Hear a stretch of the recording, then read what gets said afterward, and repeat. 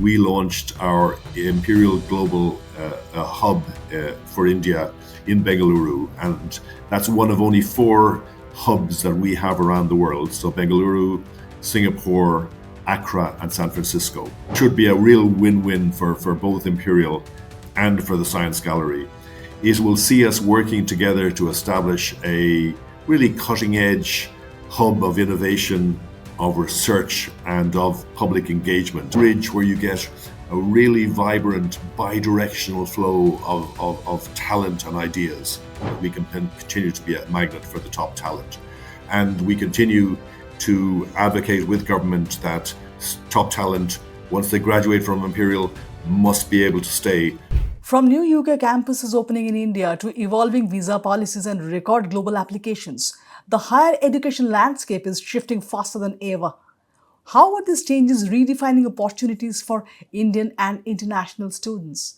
And where does Imperial College London, one of the world's top science and innovation powerhouses, fit into this transformation?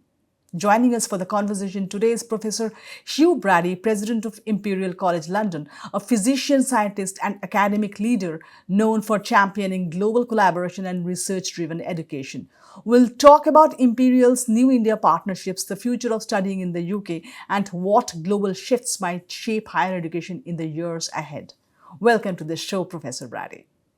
Professor Brady, which ICL programs traditionally attract the most Indian applicants, and what's the typical cost of studying them at undergrad and postgrad levels? Well, we're delighted that we have about 800, almost 850 Indian students currently, and what I particularly like about it is that they're spread across our entire portfolio of programs. If I was to look at the largest number on the postgraduate side, it's probably in the business disciplines and in finance. Very good program. My own son took the finance masters, and if I look at the undergraduate programs, the engineering subjects undoubtedly are a great strength of Imperial, and Indian students are represented across the full spectrum of engineering students. Or engineering courses. The fees vary depending on the program. So if anybody's interested, I'd really refer them to our website, because they do vary quite considerably depending on demand and size. So, in terms of Indian students, which of your programs are most popular among Indian applicants? The most popular programs on the postgraduate side are the business, particularly the business master's programs. And the finance programs are very, very strong, very, very popular, attract fantastic applicants. On the undergraduate side, the engineering disciplines, in particular, across the full range of disciplines, are very attractive and very well populated by really smart, high-achieving Indian students. For me as president, though, what's important is we have 840 Indian students approximately, and despite them maybe being in higher numbers in those courses I've just mentioned, they are spread across our full range of programs of science, engineering, medicine, and business, and it's just wonderful to have them. So that brings me to my next question, Professor Brady. Are there new or interdisciplinary ICL courses that are quietly gaining traction among international students? Yeah, that's a great question, because one of the trends, both in higher education but also in research and innovation, is the move from the disciplinary to multi and interdisciplinary, and increasingly what we call convergent science. So it's definitely, you're alluding to a very important trend. The disciplines must be strong, that's a given, but so many of the grand challenges facing humanity and our planet require interdisciplinary education, research, and innovation. So I point particularly as examples to our bioengineering programs. I'd also point to our biomedical sciences programs. And then on the computer science and engineering side, our data science programs and our AI and machine learning programs all have a significant multi and interdisciplinary range to them. Professor Brady, many top universities now offer geo-targeted scholarships. Does Imperial have any exclusive financial aid initiatives for Indian or South Asian students? It would be great if you could walk us through your financial aid program, some of your most notable ones, I mean. Yes, no, happy to do that. And I would just say that they are extensively set out on our website. So if students are interested in considering Imperial, please look at them. I would point out, though, that our India Future Leaders Scholarship is our biggest ever scholarship program, focused on one country. It funds outstanding graduates both, as they kind of embark on the next stage of their journey on master's programs. So we have like 30 talented master's students funded by those scholarships over 3 years. Very well prescribed, attracting fantastic students, and it's our ambition going forward to increase the size of that program. I'd also point out that our PhD talent exchange programs with IISC and NCBS in Bangalore have significant support attached to them. So but again, that's just a sample. So I'd encourage any Indian students that are interested to look on the website, and they'll see much more extensive detail. Finally, I would just say a funded fellowship will be one of the core elements of our partnership with the Science Gallery Bangalore, which will see students spending time at the Science Gallery in Bangalore and at Imperial in London, and in particular on our new and rapidly developing White City Deep Tech campus. Right. I mean, talking about the Science Gallery Bengaluru, that was something that I had in my mind while, thinking of my questions to you. In your new partnership with the Science Gallery Bengaluru, Imperial College plans to expand public lab complex, launch a joint fellowship and more.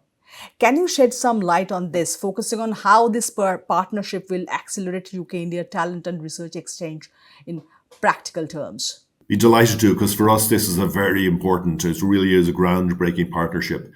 So as you know, in May of this year, May 2025, we launched our Imperial Global Hub for India in Bengaluru, and that's one of only 4 hubs that we have around the world. So Bengaluru, Singapore, Accra, and San Francisco. So we're thrilled that so soon after launching that hub, that we're able to partner with the Science Gallery in Bangalore. And what this will see us, this should be a real win-win for both Imperial and for the Science Gallery. It will see us working together to establish a really cutting-edge hub of innovation, of research, and of public engagement. And if we get this right, and we're determined to get this right with our partner, to increase knowledge and talent exchange, not just between the UK and India, but between the UK, India, and the rest of the world.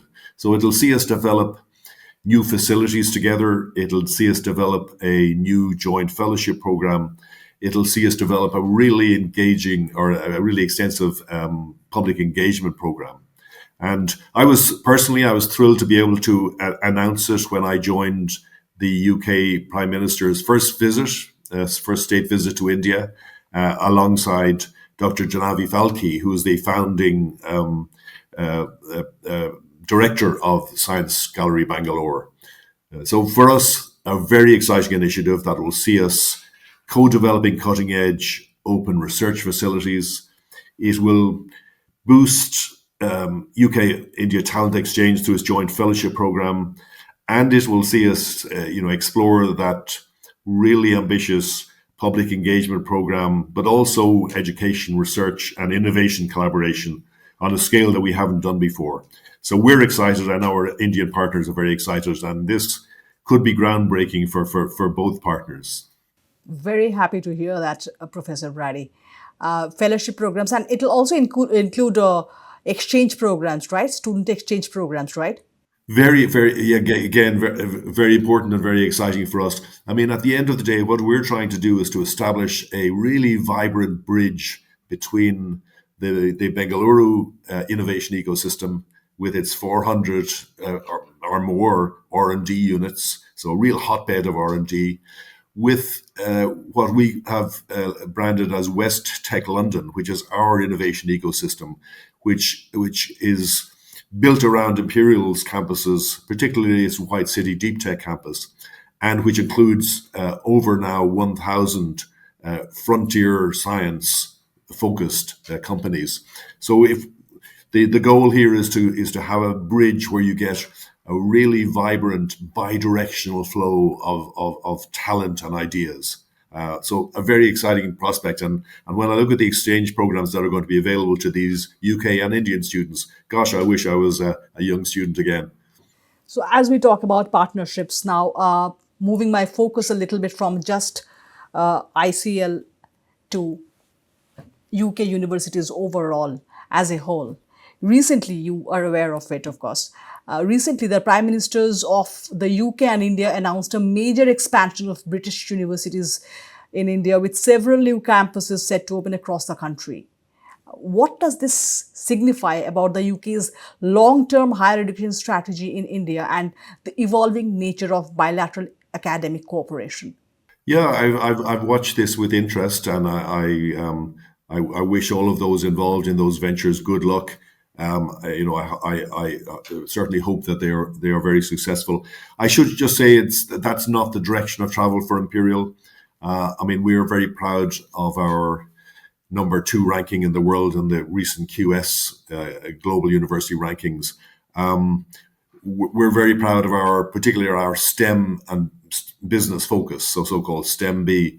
And for us, the focus in India is to develop and scale really vibrant research and innovation partnerships. That's where we think we can get the real win-win. And I'd go back to that creation of a vibrant bridge between our 2 innovation ecosystems. That is our sweet spot, and that's where I No, think no, that. I completely understand that, Professor Brady. What I need to, need your views on is, how do you think these new campuses, which are set to open their campuses in India, how will it strengthen India and India UK educational tie-ups and the academic, the new I mean, how will students be able to navigate this new map of getting global education sitting at home? Yeah, well, we're not directly involved, so I wouldn't, I certainly shouldn't comment on the detail.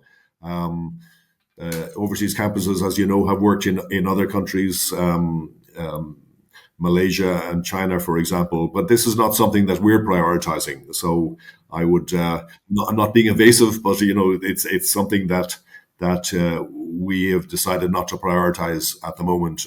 Our focus very much around research and innovation. And that's the excitement for us in Bangalore, in Bengaluru. But again, we have very strong collaborative links with IIT Mumbai, with IIT Delhi.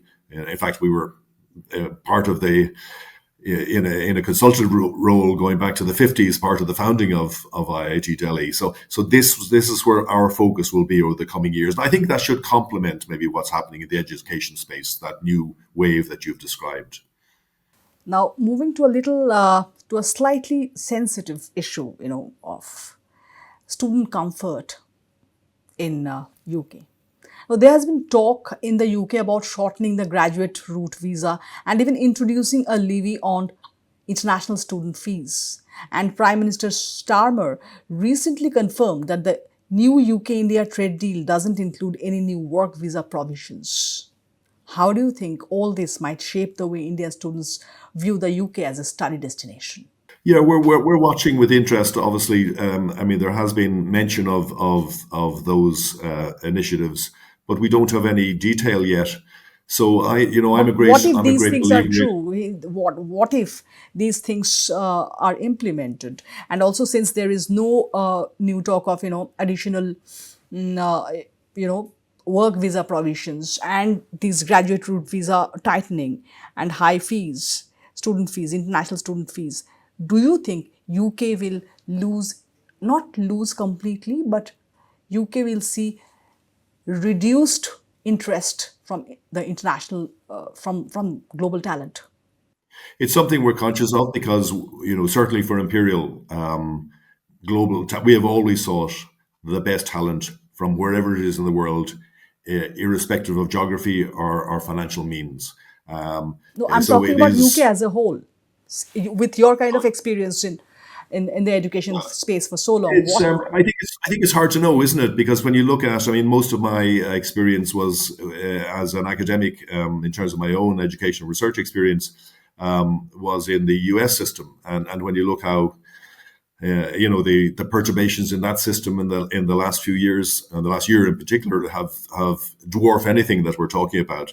So I'm a great believer in we control the controllables, and what we do is we constantly at Imperial make a strong case to the UK government as to why it is important that we can continue to be a magnet for the top talent, and we continue to advocate with government that top talent, once they graduate from Imperial, must be able to stay. And indeed, many of our student startups involve an international student as their founder. So I'm a great believer if you keep putting coherent and compelling arguments together, that generally the right policy actions are taken, but we can never take our eye off the ball. So we do spend a lot of time talking to our politicians, emphasizing to them the importance of Indian talent to the UK's future, as well as our tight bi-directional, vibrant links with India, which are a win-win for both countries. And I must say, we used the Prime Minister's visit, and I had very good engagement with the Prime Minister on that delegation, and it allowed us to talk about the importance of our Bengaluru hub. It's allowed us to talk about Science Gallery, the Science Gallery Bangalore partnership, and it allowed us to talk in very specific fashion about the bridge we're trying to bridge between the two innovation ecosystems. And that at a time when so much of the world is looking in on itself, gosh, now is the time for the UK and India to be really strengthening its collaboration across a whole range of areas. And he spoke passionately about that, and as you know, he met Prime Minister Modi, and again, the same strong messages came out. For a top Indian student choosing between the UK and the US, where do you see the UK's edge now? Speed to degree, research integration, or sector links, especially as both countries recalibrate post-study work and skilled immigration. You know, what the headwinds that have been taking place in the US, the increased H-1B visa fee, student visas being revoked, very stringent scrutiny of student visa holders, and a lot is happening over there on the global talent front.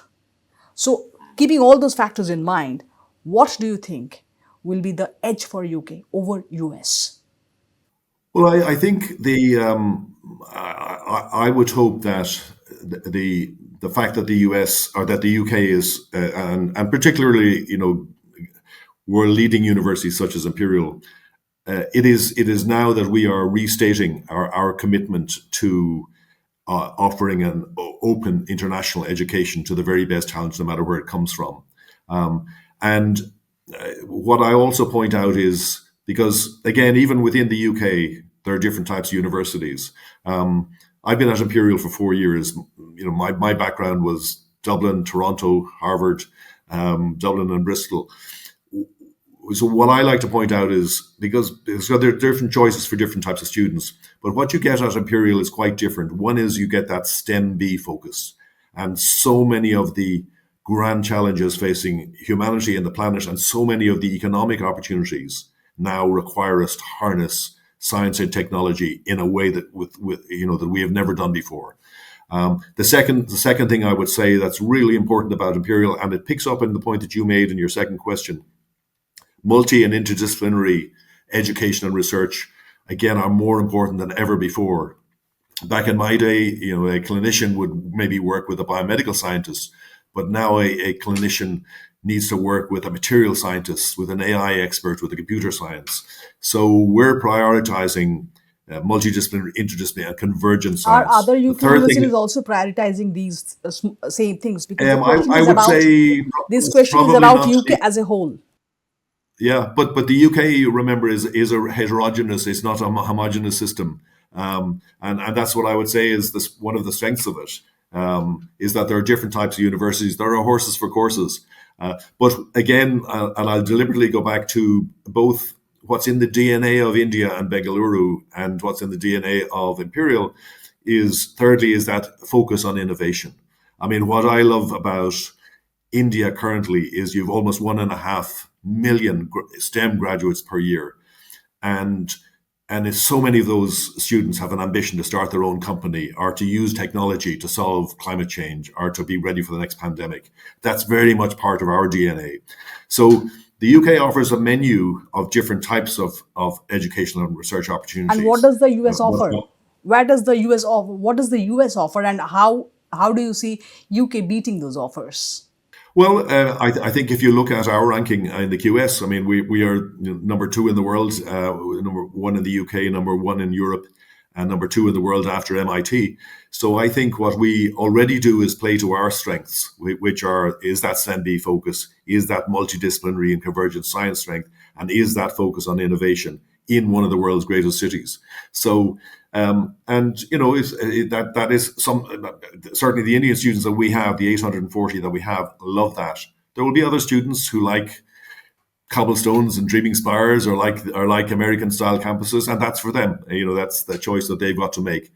But what I can certainly guarantee is really smart, ambitious, innovation focused, technology focused Indian students who come to Imperial really flourish, and they do extraordinarily well afterwards, whether they stay in the UK or whether they go back to India. And I meet them at alumni events across the world.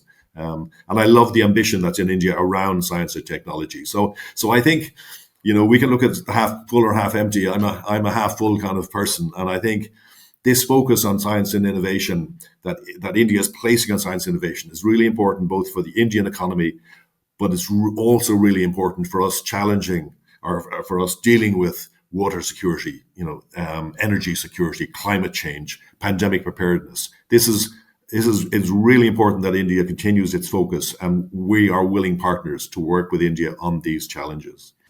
Professor Brady, I have a question which is not there in this questionnaire for sure. That is, how would you rate Indian applicants vis-a-vis US and other applicants, in terms of their caliber, quality, and intent? Absolutely, absolutely top notch, um, it's fantastic to meet them around the campus, because they absolutely take to Imperial like ducks to water. Because India is, as you well know, it's one of those countries where STEM is really valued, where business education is really valued, and increasingly it's the interface between STEM and business.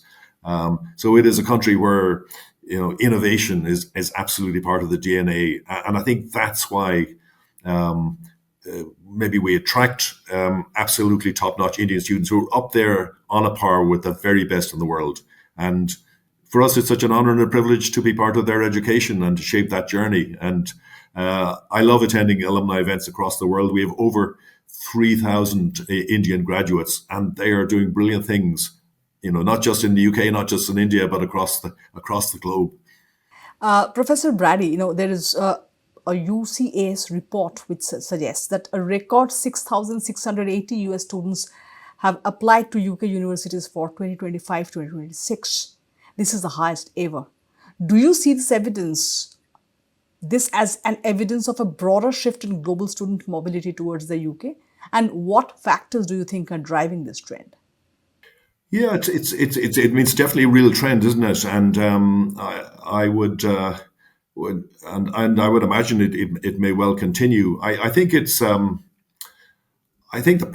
primary driver there is just the quality of the particularly the research rich education that the top UK universities offer. And I would say, I'd add to that what I've alluded to before, the focus on innovation. I think international students find that advantageous. Of course, the English being almost the global language of business really helps. Certainly in our case, London as a location, helps. For me, and I'm an Irishman. But for me, it's the world's greatest city, and and what I love is the multicultural nature of it. So you're always wary of trends, but I think the UK has consistently done very, very well. Perhaps geopolitics are affecting it, and recent events in the US may be causing some students to think more about the UK than they might have in the past. We're certainly getting wonderful applicants to Imperial, but I think it's just hard. It's really hard to be definitive about why it is. Right. So that brings me to the last question of this very, very meaningful and insightful discussion. Stepping back, what do you see, Professor Brady, as the biggest global shifts reshaping higher education over the next 5 years? I think it is the appreciation of the importance, particularly of research-rich universities, uh, as both as engines for economic growth within city regions.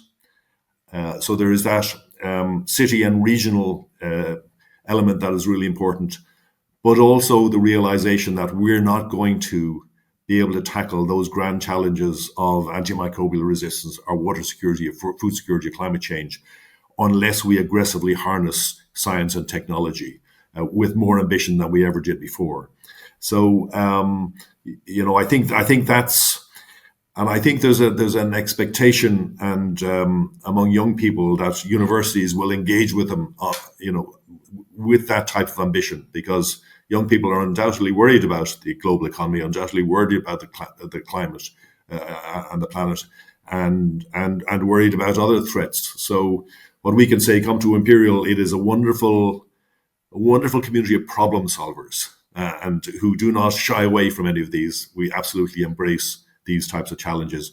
And we see it as a privilege to be able to work with our students and wider community to harness the power of science and technology to address those grand challenges. That's an obligation for us, and it's an imperative, and it's never been more important. One last curious question that I have. Liberal arts courses have always, lost, you know, lost in the battle with STEM. Do you see a change in this trend over the next 5 years? Do you see liberal arts courses also gaining some sort of traction among global talent? I think the liberal arts, definitely, the world needs liberal arts courses. It needs humanities and social sciences. It is not a big focus for Imperial, but I would say our Dyson School of Engineering Design, some of its most successful programs are joint master's programs with our neighbour, the Royal College of Art, which is the world's number one art and design college. So I think even there, even for a STEM and business focused university like Imperial, it is really important that we develop, and we are developing collaboration with, for example, arts and design colleges.